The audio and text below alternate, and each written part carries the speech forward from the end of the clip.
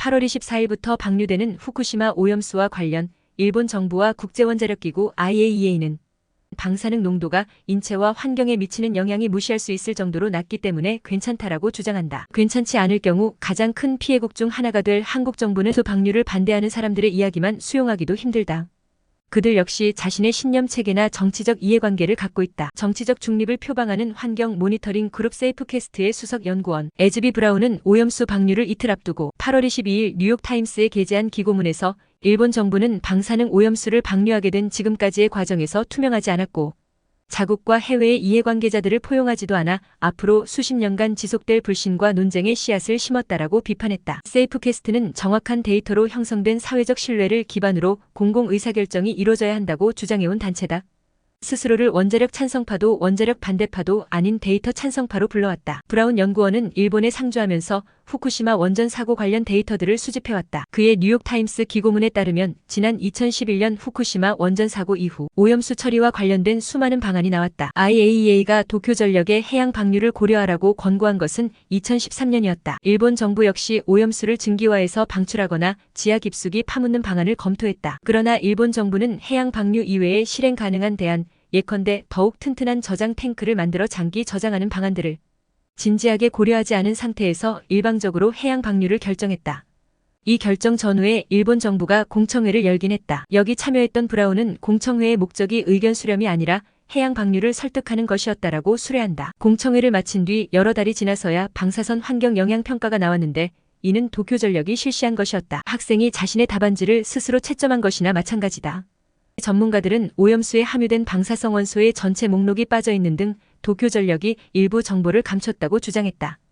그러나 이런 문제를 해결하기 위한 일본 정부 측의 진지한 노력은 없었다고 브라운은 주장했다. 그의 말대로 오염수 해양 방류는 기본적으로 일본 정부가 만들고 공고하고 열렬히 옹호한 결정이었다. 다른 이해관계자들의 참여는 거의 봉쇄되었다. 더욱이 후쿠시마 원전 사태에 관한 한 일본 정부와 도쿄전력의 신뢰도는 굉장히 낮다. 2022년 사태 발생 당시에도 일본 정부 측은 거듭해서 위험 관련 정보들을 최소화해서 발표하거나 은폐했다. 심지어 노심용융 같은 용어는 사용하는 것조차 거부했다. 브라운의 기고문에 따르면 도쿄전력 역시 신뢰할 만한 회사는 아니다. 도쿄전력은 수년 동안 정화 시스템을 통해 62개의 방사성 핵종을 안전하거나 검출할 수 없는 수준으로 줄일 수 있다고 말했다.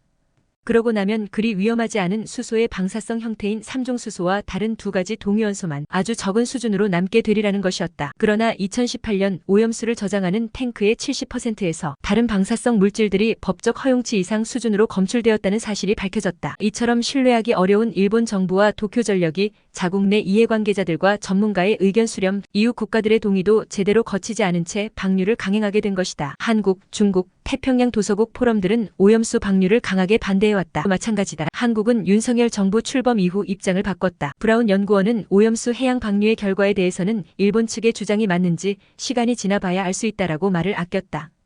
앞으로 30년 동안 도쿄전력이 지금의 계획대로 방류하면서 큰 사고가 발생하지 않는 경우엔 일본이 옳았네라고 인정할 수 있다는 이야기다. 다만 그가 보기에 일본 정부는 이미 핵 폐기물 처리에서 나쁜 선례를 만들었다. 아시아에선 현재 140기 이상의 원자로가 가동되고 있다. 더욱이 수십 기 이상이 건설 중이거나 계획 및 제한되고 있다. 이런 아시아 국가들은 공적 의사결정 과정에서 일본보다 더 불투명하고 일방적일 수 있다.